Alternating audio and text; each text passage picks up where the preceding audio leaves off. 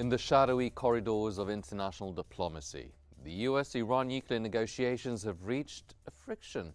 The world watches as tensions between the United States and Iran reach a boiling point once again. The US now demands a deal even stricter than the 2015 agreement, stretching over 25 years and imposing unprecedented restrictions on Iran's nuclear program. Meanwhile, Israel is pushing Washington to accept nothing less than the complete dismantling of Iran's uranium enrichment capabilities further complicates the diplomatic landscape. With each side digging in, the possibility of a breakthrough seems to recede as regional anxiety rises. The question emerges, is Trump's escalatory approach closes the door on any chance for a peaceful understanding with Iran, or is it a calculated move to force Tehran into deeper concessions? I'm Henny Saif. Let's go in depth. Donald Trump is his name. He's there to stay. As unlikely, impossible, is now reality. We will make America powerful. We will win, win, win.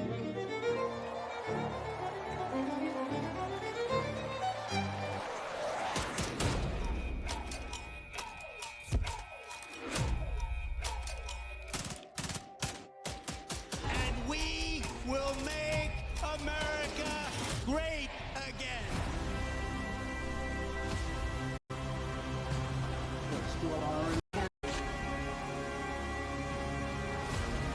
We will very quickly make America great again. Welcome back. Newsweek reports that a fourth round of US-Iran nuclear talks, initially scheduled to take place in Rome, has been postponed amid the rising tensions and President Donald Trump's military threats.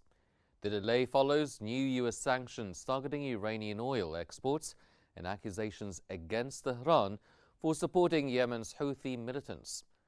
Trump warned that any country or individual dealing in Iranian oil would face immediate sanctions, intensifying pressure on Iran's key buyers like China. Defense Secretary Pete Hegseth also issued stern warnings to Iran over its backing of Houthis. Iranian officials remain committed to negotiations, but emphasize that progress depends on Washington's approach.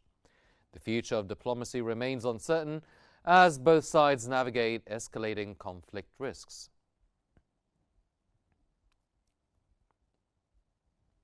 President Trump's latest sanctions threat extends beyond Iran, targeting China, the largest buyer of Iranian oil. Wall Street Journal stated that in a recent social media post, Trump warned that any nation or entity purchasing Iranian oil or petrochemicals would face immediate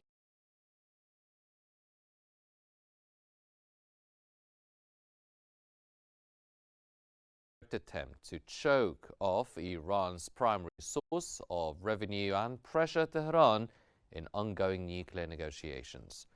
The warning is particularly aimed at Beijing, which continues to import most of Iran's crude exports after other buyers withdrew under previous sanctions. Trump's strategy marks a sharp escalation, signaling that the US is willing to confront not just Iran, but also its key trading partners.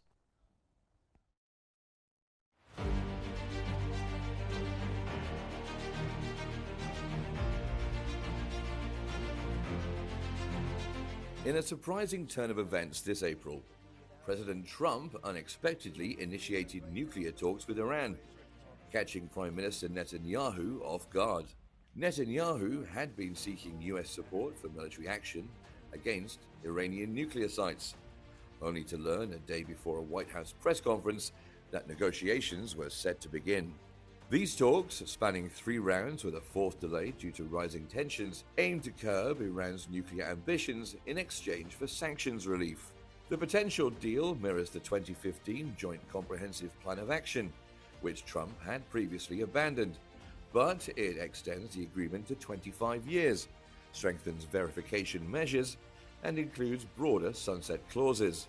Under the proposed terms, Iran would limit uranium enrichment to 3.67%, reduce its uranium stockpile, and accept more IAEA inspections. In return, Iran seeks guarantees against future US withdrawals, sanctions relief, and the unfreezing of assets. It also considers exporting enriched uranium to Russia or the US. However, US officials have given mixed signals about whether Iran will be allowed to continue enriching uranium, with some pushing for a stricter deal than the 2015 Joint Comprehensive Plan of Action, even calling for dismantling Iran's enrichment infrastructure. Israel's influence is also unmistakable, as it lobbies for zero enrichment by Iran and complete dismantling of Iran's nuclear program under US supervision, a position that Tehran has repeatedly rejected as non-negotiable. Despite Trump's optimism, the postponed talks and imposing new sanctions on Iran's oil exports highlight the uncertainty ahead. The coming weeks will be critical in determining whether negotiations will progress or tensions will escalate.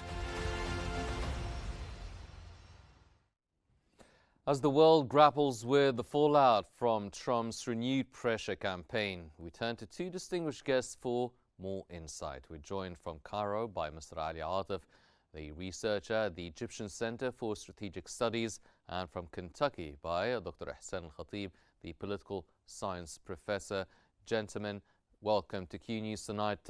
You will help us unpack the implications of the US approach, Iran's response, and the broader regional stakes. Mr. Atif, I'll start off with you now. What are the main obstacles, do you think, that would prevent a new nuclear deal from being reached? Hello, good evening. I think that there are some obstacles that prevent till now reaching the deal, nuclear deal between Iran and also the European countries. I think at first the fourth round of the negotiations has been postponed or delayed for some reasons. At first, the disagreement between Washington and Tehran over the missiles profile or the missiles issue in Tehran. I think that social media or the media in Iran talk about this. The fourth round of negotiations has been postponed because of the disagreement between Tehran and Washington over the missiles profile. I think that Iran declares or rejects to negotiate over this profile, over this issue, but Trump's administration insists that this issue must be discussed between Tehran and Washington. I think that there are some other reasons for this delaying. I think that the sanctions which were declared on Tehran by the U.S. And the Trump administration 2 days ago, I think these are this is another reason for why these negotiations have been postponed till now. I think that Iran also has not reached an agreement with the United States in the negotiations or in the third round of negotiations over how to relieve these sanctions imposed on Iran in the last years, either in the last Trump administration or Biden administration. So there are many reasons for this delaying. The missile profile or missile issue in Tehran and the sanction relief, which the two sides have not agreed over them till now. And I think that there are some other reasons, like the explosion which happened in Bandar Abbas 3 days ago or 4 days ago in Tehran. I think that Iran or Iranian sources have accused Israel that it stands behind this. Some Iranian sources have accused Israel with this. So, and the explosion has so many bad results in Tehran. Some sources say or claim that there were some military shipments in this Bandar Abbas, but Iran has refused this. So Iran has accused, or some Iranian sources have accused Israel of standing behind this. So there are many reasons for this delay, but I think the fourth round will start as the State Department of the U.S. has declared. It will start in the near future. Yes. Dr. Khatib, now, why has the U.S. adopted even tougher terms than the 2015 nuclear deal? Do you think that this might be the first step in the negotiations and they could go softer, or will they stick to these tougher terms? This is about keeping the pressure on the Iranians, high pressure on the Iranians, and keep them highly motivated to continue negotiating. The pressure is a tool. Trump considers it a very effective tool. All the talk about using military action, I think, is not really realistic. And I don't think Trump wants to use military action against the Iranians. He thinks that economic pressure is way more effective. And I think he's right about that. The economic pressure on Iran is very high. It's immense, actually. And that's what made the leader of Iran, the Grand Ayatollah, signal that Iran is willing to negotiate. Now, one issue with the Iranians is that you have the division inside Iran between the reformist camp and the hardliners, and that delays decision making historically. So think of the Biden administration. 4 years, nothing happened. Trump doesn't want that to be the case with him. He wants to move fast, and he wants to keep the Iranians highly motivated. Now, as the Americans, I think one issue that the Iranians keep pointing out, and they're right about it, is that you get mixed signals from the American side. Like some voices in the administration say required is the complete dismantling of the Iranian nuclear program. While Trump says something else, and some other guy will say something else. So the Iranians say there is an issue with the American side. What do they want? And I think they're right about that. Walz, the former national security advisor, was one of the hardliners. The Israelis don't want a deal between the Americans and the Iranians. That's why they ask for impossible, which is that the Iranians dismantle completely their nuclear program. That's not going to happen. But I think by the end of the day, you look at the top of the pyramid in Iran and in the U.S. Trump wants a deal, and the Grand Ayatollah Khamenei wants a deal. That's why I'm optimistic there will be a deal. Mr. Atif, how is Iran likely to respond to the latest round of U.S. sanctions targeting its oil exports, namely to China? Yeah, I think at first Iran will seek to delay, as it happened today, to delay the fourth round of negotiations, which has already happened today. One has delayed the fourth round of negotiations with the U.S. And I think, secondly, Iran will seek to guarantee or put preconditions in the next nuclear deal with the U.S. to guarantee that its oil will be sold in the future, and there will be no borders on selling its oil in the future, in the next years, which will follow reaching a deal with the U.S. And I think if this will continue more, and the U.S. will put more sanctions on or economic sanctions on Iran, I think that Iran may seek also or resort to much enriched uranium inside its nuclear sites inside Iran. So I think sanctions now will have or will lead to bad results on the path of negotiations with the U.S. Mm-hmm. Professor Khatib, what are the domestic political considerations in the U.S. that are driving the push for stricter terms and a longer agreement this time around, 25 years? The key issue for the Israel lobby is that they don't want Iran to have a nuclear program that can be weaponized, that Iran will ever be able to make nuclear weapons. That's the issue. And one key criticism of the Trump administration to the Iran deal, Obama's Iran deal, is that it had expiration dates for limits on the program. There's the idea of no trust of the Iranians, and the Iranians play hide and seek with this program, enrich at a level that's not really needed for a civilian program. So there are questions.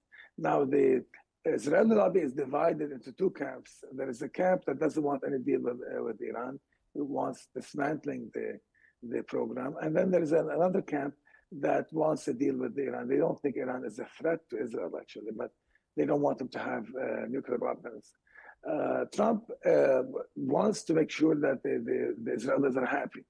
And he thinks that the Israelis should be happy with limits on the Iranian program where they can never have nuclear weapons. He wants to make sure there is a deal in place that makes the Israelis, makes it impossible for Iran to ever have nuclear weapons. He doesn't want limits on them that are temporary and then they expire, and then the Iranians are free to do whatever they want. Now, when Obama was in the White House and negotiated the deal, Netanyahu actually lobbied against Obama. But Netanyahu was defeated because the Jews were divided, and some Jews were with Obama and some Jews were against Obama. And actually, the Israelis were at the table in the negotiation during the Obama deal.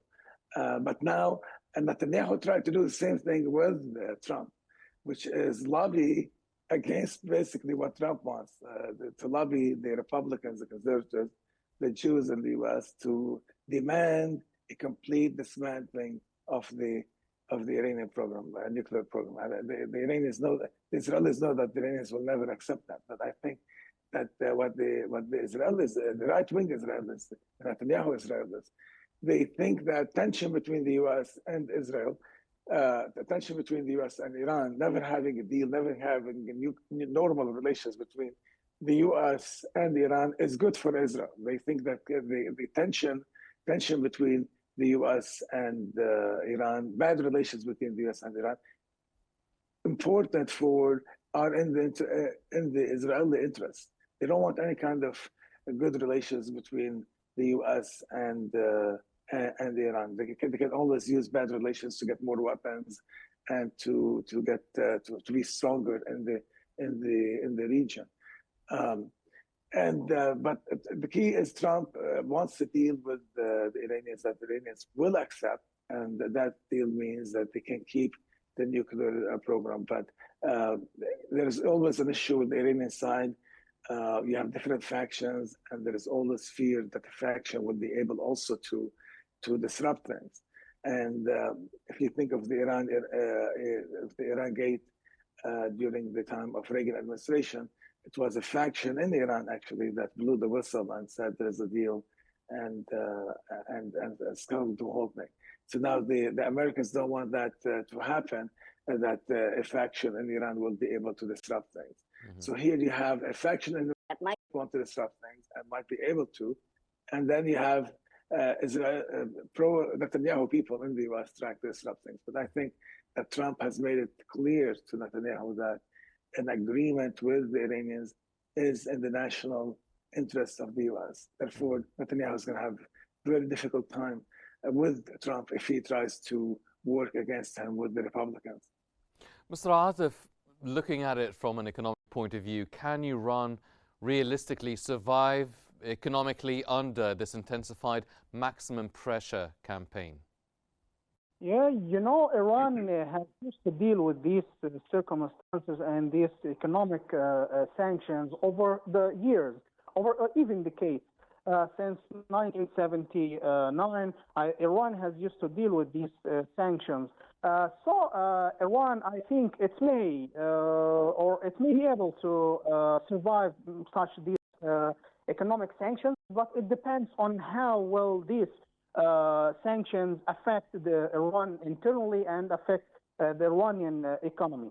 If we come back or go back to Mr. Trump's first term, Iran has watched Trump imposing many rounds of sanctions on Iran's economy, but it has survive these sanctions.